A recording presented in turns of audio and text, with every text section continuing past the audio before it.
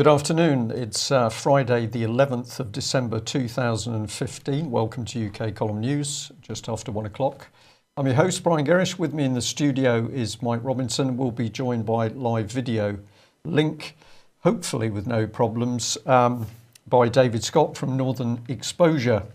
Well, a brief comment on the weather. David tells us that up there in Scotland, where he is at least, there's blue sky. It's a wonderful day. London is apparently a bit dingy. Rhondda is wet, but the corgis in Pembrokeshire are basking in the sunshine as well. So mixed weather across the ununited kingdom. We'll be discussing that a bit more. We think this is due probably to European climate change policy. So different weather for different regions is clearly what's being planned and carried out. Where are we going to start? Let's start on the serious issue of the NHS and the BBC here picking up on the Southern NHS Trust, where they're saying that over 1,000 deaths they're regarding as being suspicious, not properly recorded.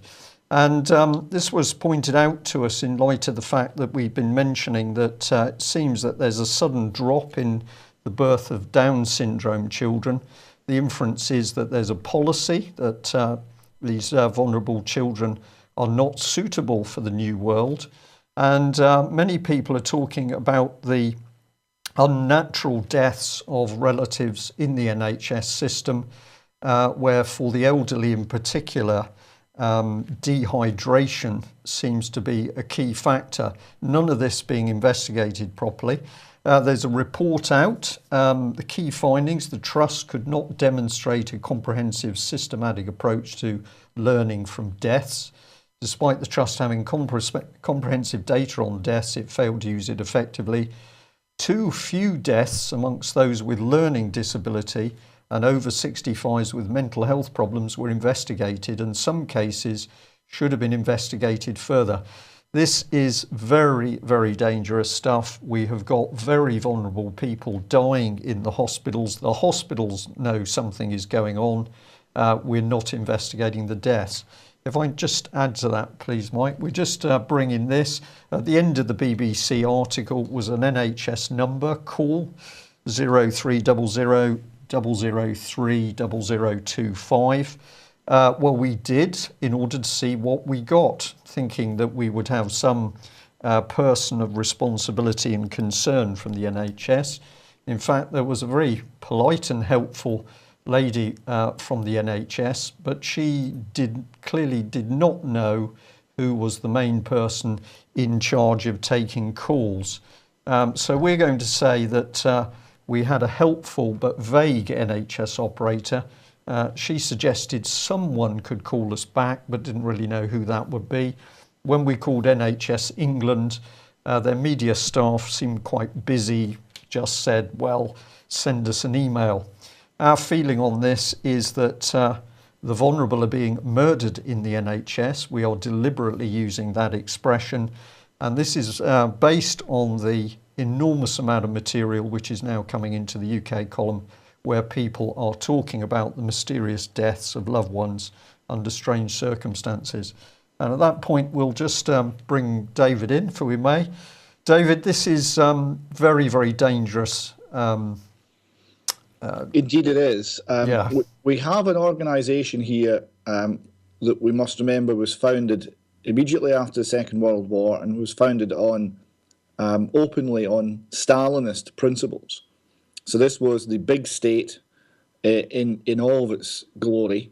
This was going to be much more efficient. And the reason it was brought in, or the reason it was given at the time, was the previous health provision, which had been a mixture of private provision, charitable provision, free hospitals, all sorts of and varieties of healthcare, was inefficient. It wasn't that people weren't getting treated; it's that it was inefficient, and the sort of central planning that was going to be the way of the future should be brought into healthcare, and it would save a lot of money, and we would be all better off for it.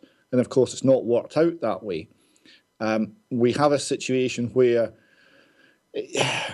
the principle is it's free at the point of use. So the price is artificially set to zero, and of course that means that the demand always exceeds supply, as you don't have any rationing by price. So you have rationing by other things, and those other things are largely secret and are often dangerous, be they waiting lists or be they decisions that some people are just too much trouble. Well, David, yeah, this is very serious, very, very dangerous. Cuts now being blamed for deaths inside the NHS. We think something else is going on as well. You are going to be talking about the Forth Road Bridge a little bit later, where cuts also putting people at risk through safety issues. Well, let's move on to the Mail, which produced a very, very detailed article recently praising the Israeli forces for going into Syria and rescuing terrorists who were then treated to the highest standards, both by the military and in civilian hospitals. Now, several people picked up on this report, and they are highly suspicious of it because what is actually going on here, that the Israelis are suddenly turning the Good Samaritan and treating people who, on paper at least, would be out to kill Israeli citizens. Well, we decided to have a look at this a little bit further. We were intrigued by an embedded video footage in this report by the Mail. This is it here. And we decided to take a little look at Jake Willis Simmons, who is the global reporter that's produced this video clip.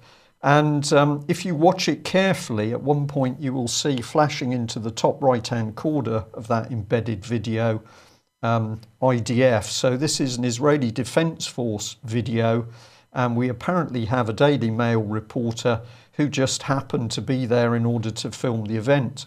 Well, we did a little bit of basic research about the gentleman concerned. Here he is, Mr. Simmons.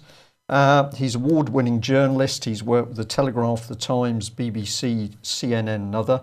He's got a PhD in creative writing.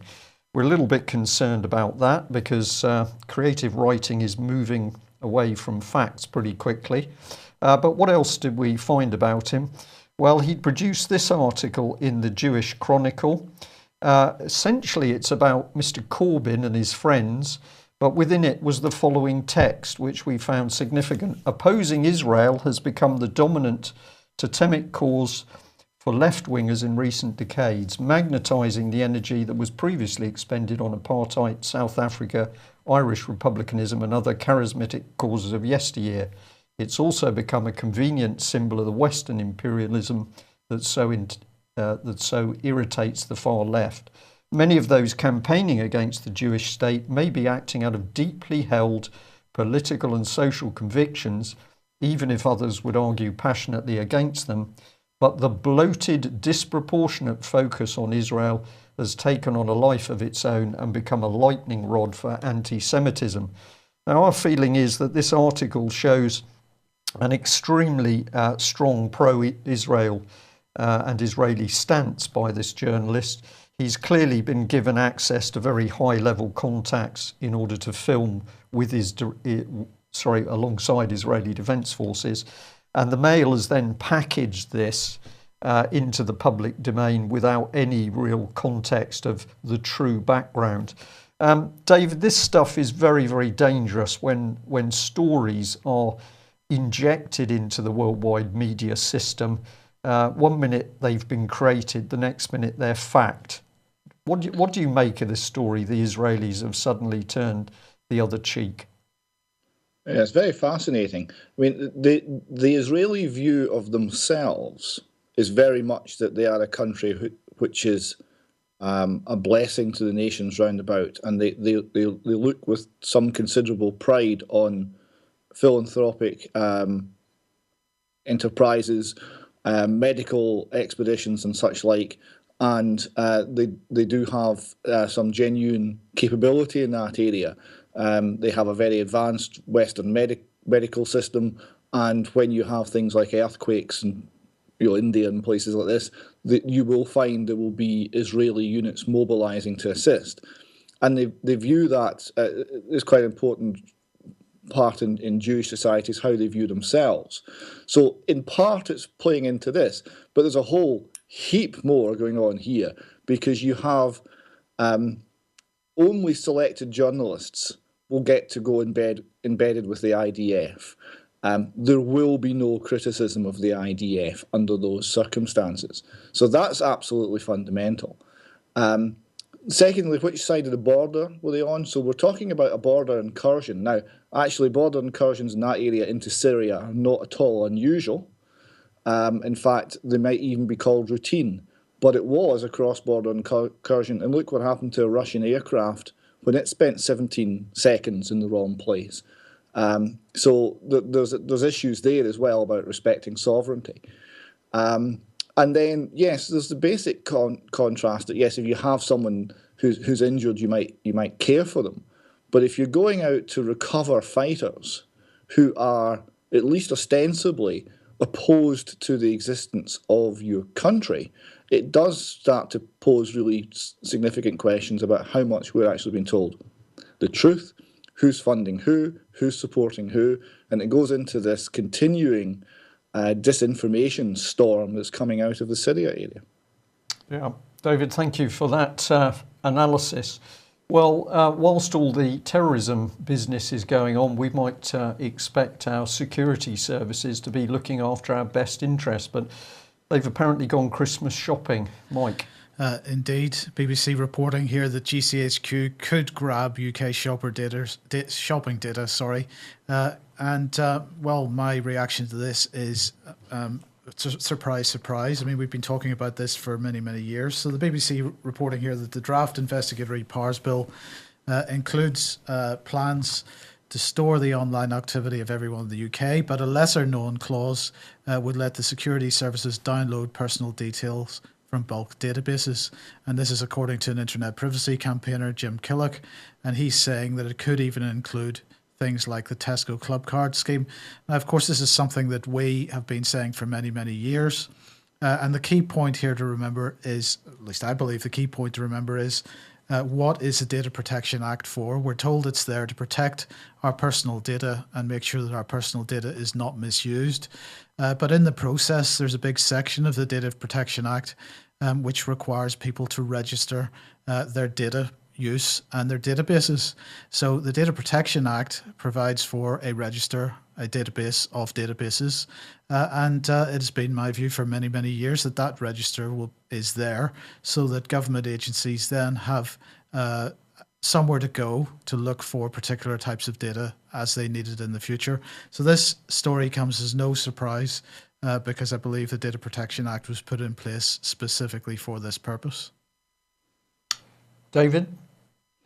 Yes, well, on the basis that all government acts are in fact named to be the reverse of the true intent, I think the Data Protection Act is no different there. There's a huge amount in the Data Protection Act which is about sharing information, how to share information, and it enables sharing information, and it really provides very little protection, if any at all. Yeah. Well, Mike, if you must take us on to Mr. Blair. Yes, so Tony Blair was in front of the Foreign Affairs Committee this morning to talk about Libya. Well, let's see what he looked like. There you go. And it was quite amusing. He was asked, was it your initiative to contact Gaddafi? So they were supposed to be looking into what trade-offs Tony Blair had made to get into bed with Colonel Gaddafi. Did he make any trade-offs over Yvonne Fletcher, Lockerbie, the IRA, and so on? And so he was asked, was it your initiative to contact Gaddafi, or did he contact you? And he basically said, well, I mean, I think maybe perhaps I'll have to check on that. So his memory was pretty vague on the situation. He said that he was pretty sure that it was his decision, but don't really know, and he'd have to check. In general, the Foreign Affairs Select Committee asked no hard questions. They certainly didn't ask anything about rendition. They spent quite a bit of time that could have been used asking productive questions, asking about what Tony Blair thought about David Cameron's decisions post 2011, and didn't really spend all the time that they could asking about Tony Blair's decisions and his activities with Gaddafi. So he basically got off very, very lightly, although I have to say it's pretty clear on a couple of occasions that perhaps Tony Blair is starting to feel the pressure a little bit. Yeah, there was a lot of stumbling there, Mike. And the other thing I think is interesting, he is beginning to look skeletal, if that's the right description. There's some of the cockiness has dropped off, and of course, every time he's questioned, something else comes out on this one. I don't know whether you saw any of this, David, or you've I didn't comment on the illustrious Blair. Blair. Watching my own indigenous lying politician, although Tony Blair, don't tell anyone, is actually Scottish, and we try not to let on. So I didn't catch any of that. But yes, there is a distinct lack of certainty and a kind of it looks in many ways lost, because he can't walk down the street, can he? I mean, I remember once the last white leader of Rhodesia said of Mugabe. Ian Smith, he said, if Mugabe and I went out for an evening walking through the back streets of Harare, only one of us would come back alive, and it wouldn't be him. So Tony's kind of in that position where he's in a position where his standing in the country is now so low. It probably reflects in terms of safety. It certainly reflects in terms of freedom to move about and speak and get the sort of applause that he's maybe used to. All of that's gone. All of that's gone. Donald Trump, you were keen to speak on the outburst of the Trump. I found it really quite fascinating, the outburst from Donald Trump and the reaction. Several aspects to this. Yes, firstly, this paper up here. This is the first real analysis as to what Trump is all about, and it's by a libertarian writer called Jeffrey Tucker, who writes a great deal, and essentially that's what he does for a living. And he writes in terms on subjects of freedom and the free market and wanting to be away from government and having their oppressive hands off us. So he's not, shall we say, a natural ally of Donald Trump. Now, there was a festival called Freedom Fest held in America with lots of libertarian thinkers and talks and things, sort of a weekend type festival. And they invited every Republican Party candidate to come, and only 2 turned up. I take it one was Rand Paul, who's a sort of natural pro-libertarian member of the Republican Party, and the other one was Donald Trump, who turned up. So here you had this very libertarian audience being able to take in what Donald Trump was all about. And Jeffrey Tucker wrote a piece about it. Now, this got picked up in the international news as sort of Spectator, that type of international magazine, and it went round the world and got a lot of reprint in some major magazines, and a lot of retweeting and posting on the internet. What then happened was Jeffrey Tucker spent the next 2 weeks deleting abuse from his various Twitter feeds and social media outlets.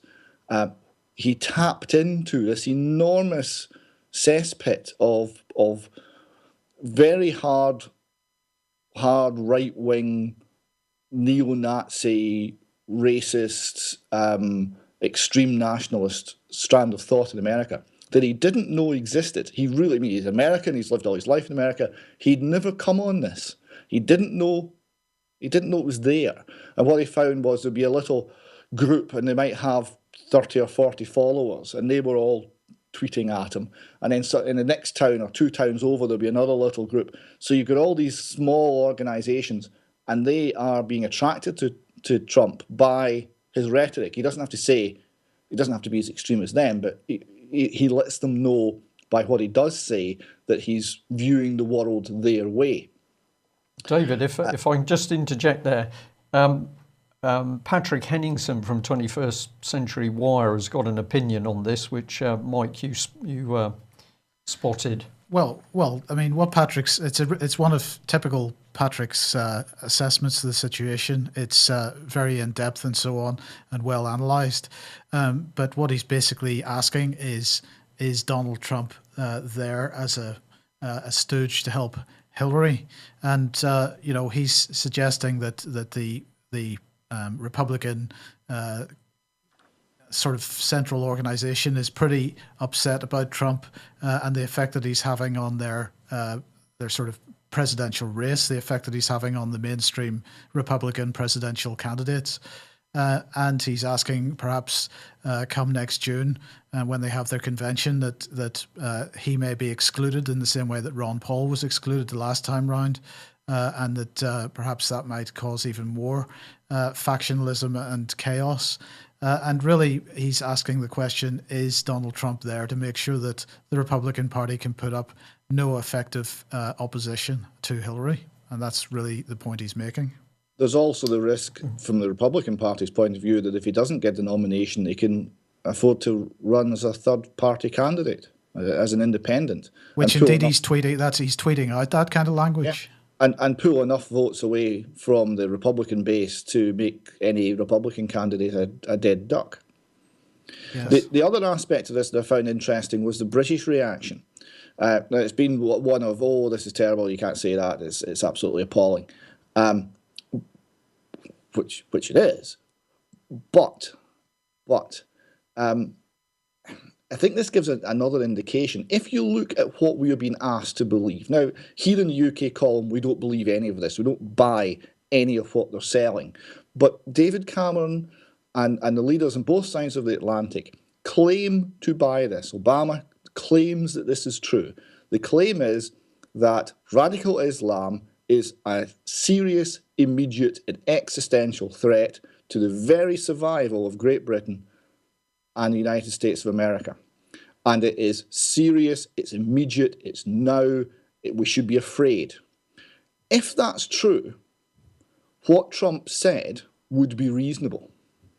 The fact that what Trump said has been trashed at the very highest levels of government in both Britain and America shows one thing, if it shows nothing else, that these people don't believe what they're actually selling. They don't believe there's a threat. They don't believe it's existential. They know it's nonsense. And they're not buying it. And we shouldn't either. Okay. Well, is the United Nations going to save us? No, but yesterday, we had intended to cover this yesterday, but ran out of time. Yesterday was International Human Rights Day, and the evening before this, the United Nations held their Human Rights Up Front convention, and it had various people speaking at it, a plenary, and they were discussing human rights with respect to genocide, as for example Rwanda and so on, and whether and when people should get involved in other people's disputes. And I just wanted to highlight a comment from Matthew Rycroft, who's the UK permanent representative to the United Nations when he was speaking at the plenary. And he was saying that sovereignty is not absolute. We live in an interconnected world. And this is really for comment from David, because the question that I asked you earlier, David, is when is sovereignty not absolute? Well, this is a very big question for the news show. But one thing I would point out is from what does sovereignty derive its authority? In England, you've got this idea that Parliament's sovereign. Very dangerous. We don't have that in Scotland. We've got the idea that the people are sovereign. But that's a dangerous concept, because the people do not act as a single amorphous blob. They're not the Borg, however much certain political leaders would like us to be. And the freedom-loving aspect of the British tradition as to how these things are viewed is that the sovereignty is derived from personal sovereignty. You pool your sovereignty willingly in some sort of voluntary method. That's at least in theory. So you are sovereign, and any sovereignty that any government or parliament or group of people of any size has, it only has because that sovereignty is delegated from the individual to the group for things like communal defence. Now, that's a million miles away from what these people are saying. These people are saying, well, no, we are sovereign, we the parliament, we the crown, we the whatever are sovereign, and other countries are less so, and we can step in under certain circumstances. And once really you have that approach, there's almost nothing that can't be done. Well, David, I'm sorry to just cut in there slightly. What better example than what they can do than to come back onto the Scottish named person scheme?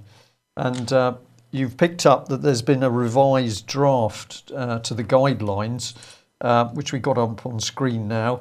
I know you're going to talk us through a couple of the bits, but this was some of the stuff. This paragraph I was particularly interested in because it says the named person is an entitlement for children and young people. However, parents and children are under no obligation under Part 4 of the Act to contact the named person or accept any help or support. That to me seems to be a bit of a turnaround, but we'll see what you've got to say.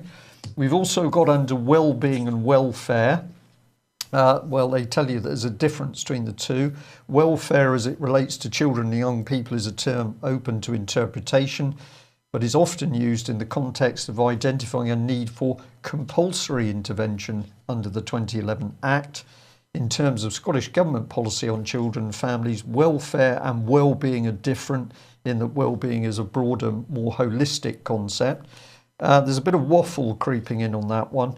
And this one down here, the use of compulsion at an early stage may help to ensure compliance with interventions and prevent well-being needs escalating. Very mixed language, but yes, the first one seems... You spotted the inherent contradiction. You're under no obligation in Scotland to have anything to do with the named person. You're entirely free to reject their advice and their proffered help. However, they will then use compulsion. They will then take low-level well-being concerns, conflate it with welfare, which is a legal meaning which takes them into child welfare. And another quote here, it says here in 2.3.6 of that document, indeed, a series of low-level indicators of well-being need, whether obviously related or not, taken together, can amount to a child protection issue. So, when they say, as Aileen Campbell was prompted on radio, you heard the whisper off in the distance, child protection. When they say the only time we'll introduce compulsion is when it's a child protection issue, what they're not saying is, but a couple of low-level well-being concerns, and well-being concerns can be everything. Is your child too fat? Are you not taking them to church? Are you taking them to church too often? Are you Muslim? Well, we might not like that this week. Are you whatever? Whatever is being frowned upon by society. Do you not vaccinate? Do you not have enough interaction with the school? Are you a homeschooler? All these things can be viewed as suspicious. Yeah. We take a few of those boxes, that will be conflated through well-being into a welfare, child protection concern, and then we're using coercion. And then that statement about you not having to interact and not having to take advice, well, that actually comes back to bite you, because that now becomes a further cause for concern, a further risk indicator. So it's extremely weaselly language, but it's quite clear who's in charge here. The state is in charge of our families in every way, shape or form it wants to be. And it will only be limited by the lack of resources. David, the same state that at the moment can't protect the weak and very vulnerable within the NHS system. You were keen on this C.S. Lewis quote. I've an eye on the clock, so very quickly, whatever you'd like to say about this gentleman. Rather summed it up well. He said, of all tyrannies, a tyranny sincerely exercised for the good of its victims may be the most oppressive. It would be better to live under robber barons than under the omnipotent moral busybodies. The robber baron's cruelty may sometimes sleep. His cupidity may at some point be satiated, but those who torment us for our own good will torment us without end, for they do so with the approval of their own conscience. They are more likely to go to heaven, yet at the same time likelier to make a hell of earth. This very kindness stings with intolerable insult. To be cured against one's will, cured of states which we may not regard as disease, is to put on a level of those who have not yet reached the age of reason, or those who never will, to be classed with infants, imbeciles, and domestic animals. That is how families are being viewed in Scotland by the Scottish Government and the Scottish State. Right. And I'll just reinforce that comment by an email that came into the UK column. It said, so it's from a gentleman called Mike. He said his son had special assembly at school today, came home saying it's government policy for schools to inform them, children, about the Syria conflict. Couldn't get much detail of him, so it's just a heads up. So here we are, the British government getting into schools and into the heads of our young people. And it's not up to parents to ensure that the children know and understand what's going on, what's dangerous, what they should be aware of. It's down to the government. And we're talking really constitutional issues and human rights, Mike.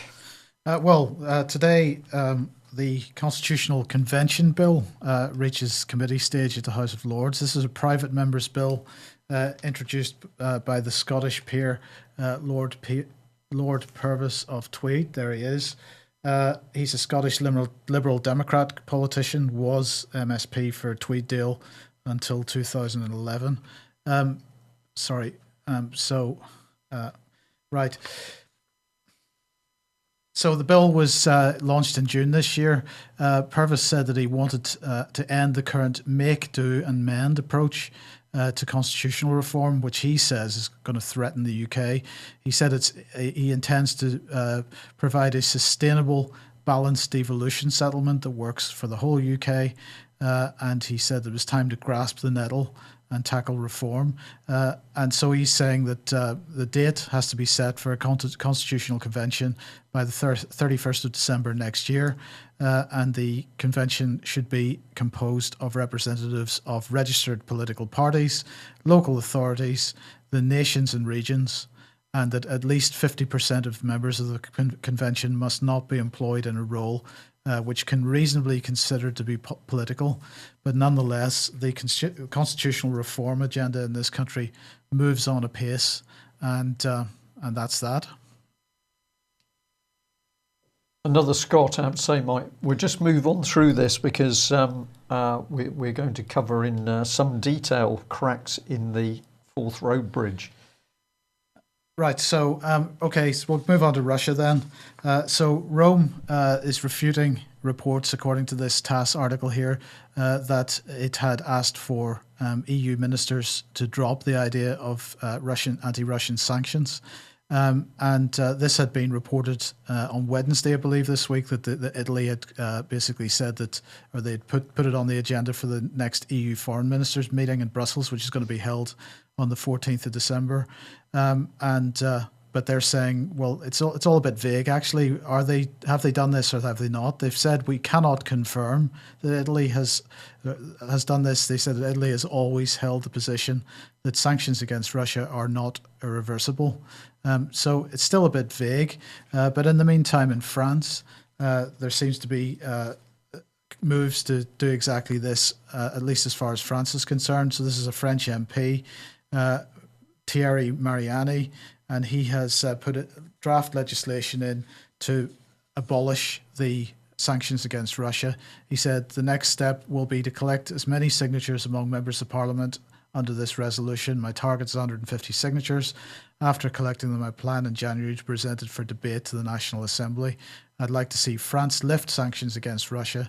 It's proposed to the French government to acknowledge the cancellation of economic sanctions and limited measures imposed by the European Union on the Russian Federation and begin a review of the sanctions policy in regard to Russia. So maybe we start to see some Europeans within Europe really recognizing the ridiculousness of these sanctions. But in the meantime, this we mentioned yesterday, this story that Putin had hoped that nuclear warheads would not be. Actually, I mean, this headline in the Independent here absolutely misrepresenting what Putin actually said. So let's just remind ourselves what he said. He said, naturally, it's not necessary to use nuclear weapons when fighting terrorists, and I hope they will never be needed. So it was never a suggestion that he would hope that nuclear warheads would never be needed against ISIS.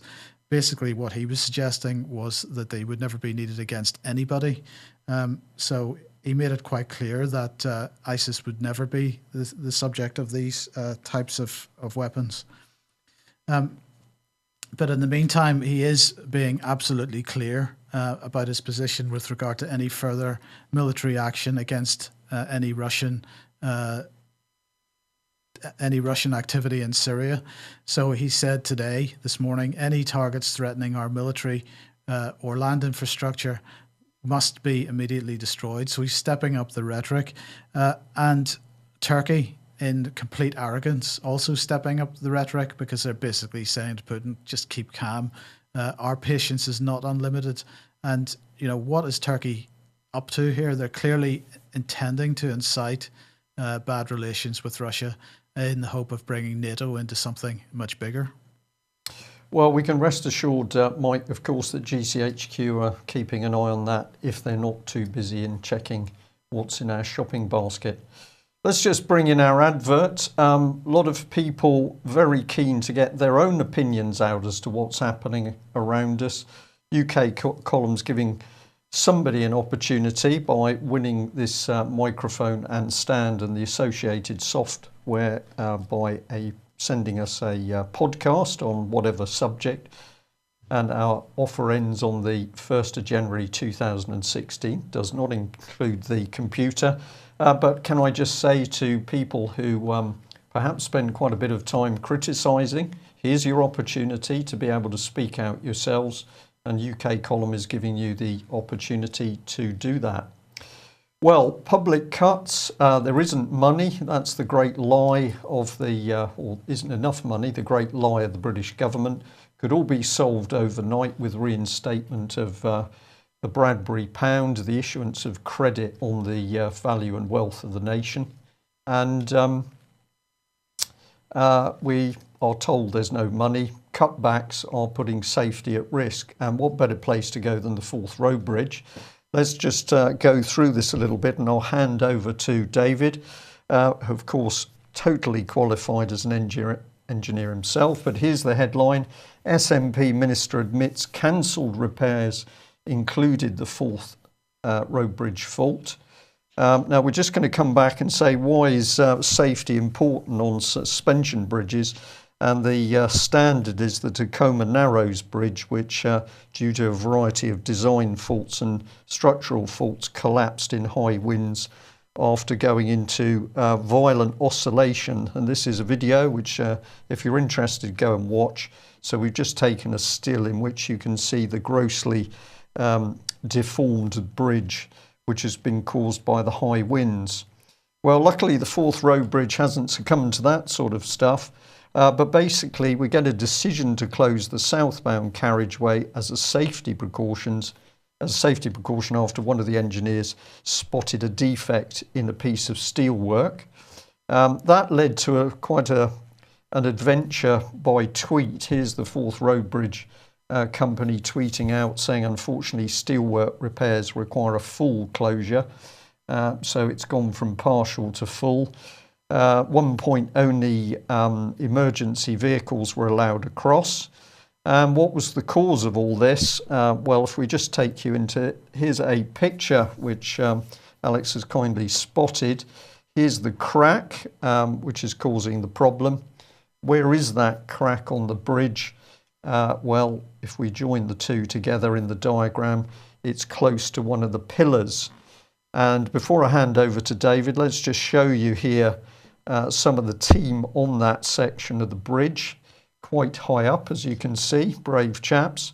Here's the crack in this bit here, and here's a guy even closer to the crack, which you can now see.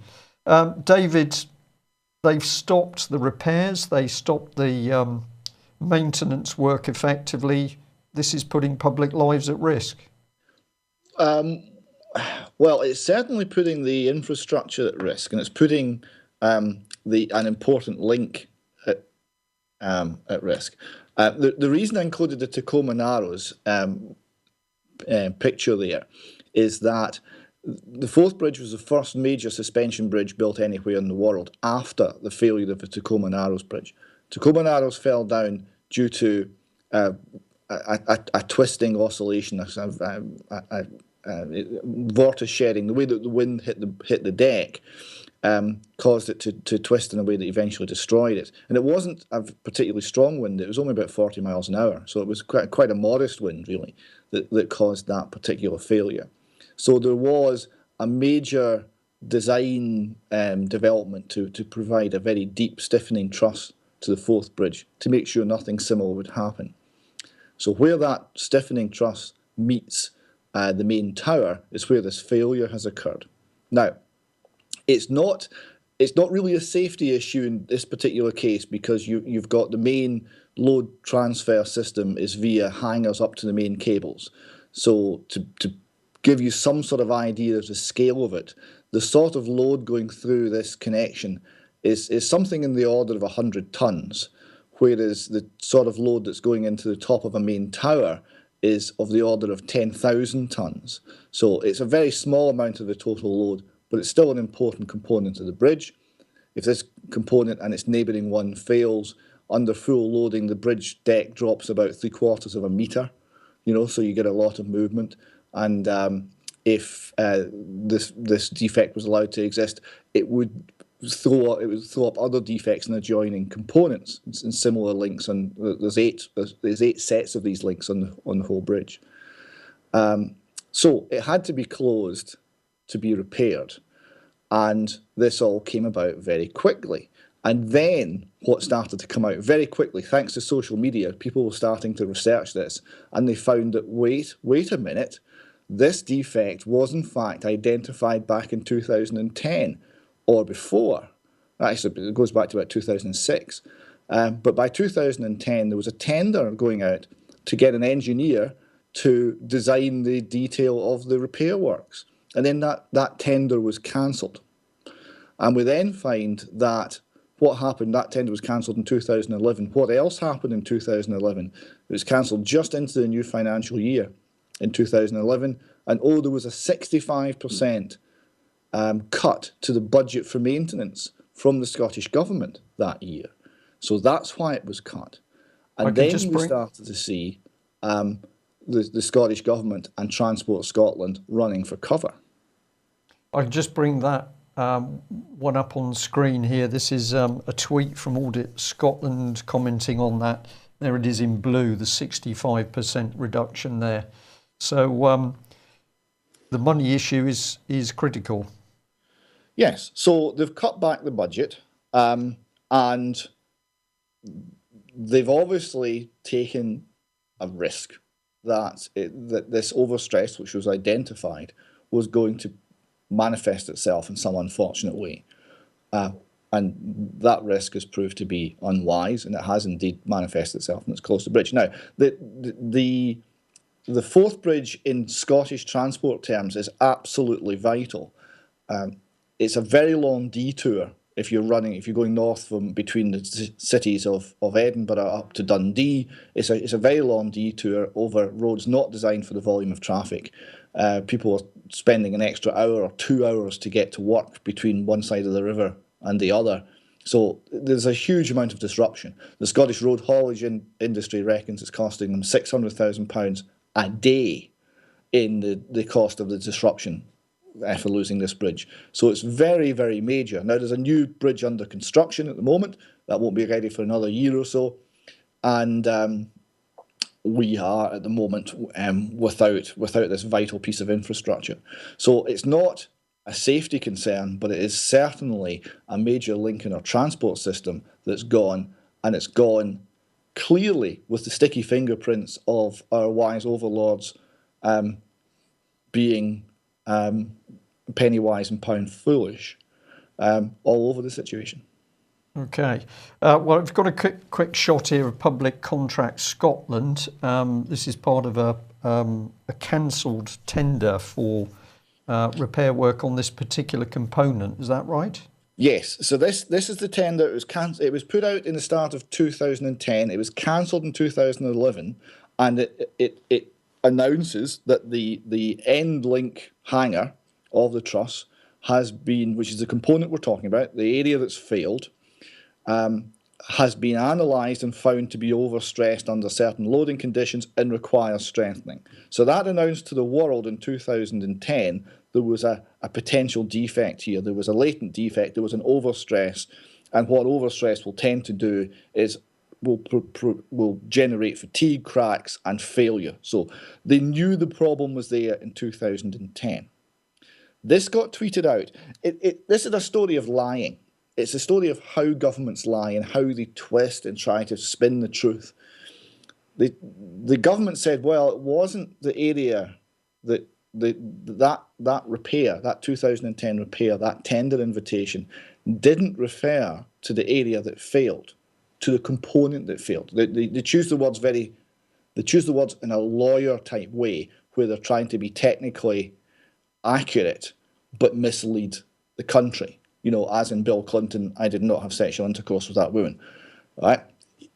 You know, as he defined the words at that point, he was telling the truth, but in fact, he was clearly out to deceive. And we've had an example of that here. The overstress wasn't in the component that failed, but it wasn't the assembly that failed.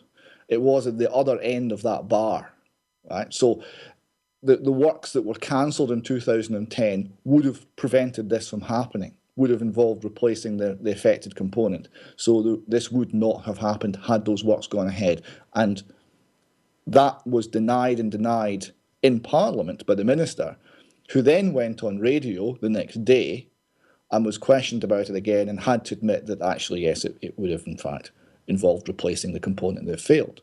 So there's lots of spin and weasel words and the attempt to deceive the public, to obscure the fact that what's actually happened is the budget was cut by 65%.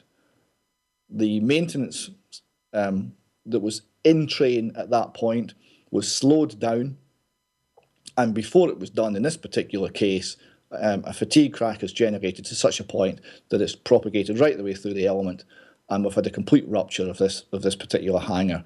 And we have a safety concern or a technical concern that cannot be ignored, and we're required to shut the bridge at no notice. Well, David, thank you for a very detailed analysis there. Of course, the underlying good news is that, as you say, the attention of the public to detail, people researching material which is in the public domain, albeit sometimes hidden a little bit, has produced quite an amazing backlash. We'll just end with this Sunday Post report here, which says, why wasn't this fixed 5 years ago?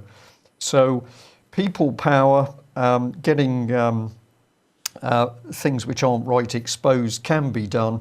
And when people are doing professional type research from their own homes and working together in a sensible way, we can really achieve some good results. Of course, we need this. If I can just end on a final quote here.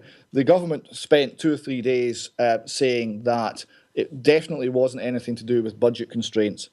And then someone's come up with a set of minutes that read, in addition, this is minutes from the organisation that was then maintaining the bridge. As reported previously by the Chief Engineer and Bridge Master, a number of significant non-committed schemes have been deferred to post 2015-2016 due to budgetary constraints. Deferring these projects may lead to an increase in their overall cost. However, these costs will be met post-abolition of that particular organisation by the Scottish Government. The projects deferred were, and there's a list, and the list includes full replacement of the truss end links, and that's what failed. So there's no doubt about it. It was absolutely and definitely cancelled due to budgetary constraints, and the item that failed would have been replaced before now. Okay, thank you very much for that, David. We'll just leave our viewers today with an image of the good news about the Forth Road Bridge, and that is it's pretty flexible. So we've got 2 images here. The top one, there's no loading, so you can see a continuous curve to that piece of carriageway on the bridge. When 518 tonnes of load comes on it, that section has flattened out. So while you're travelling, the bridge is gently going up and down, and it does that to keep you safe. It's much the same as the wings of an aeroplane, although many people choose to forget that fact. David, thanks very much for joining us. As always, we're getting to the bottom of the fact that the general public is being told a pack of lies over a number of subjects. Care in the NHS, critically important, terrorism, critically important, and of course the grand lie behind it all, which is that we're in great debt to bankers who, of course, make the money out of nothing. Thanks very much for joining us. We will be back at the same time on Monday, getting even closer to Christmas. Thanks for joining us. Bye-bye.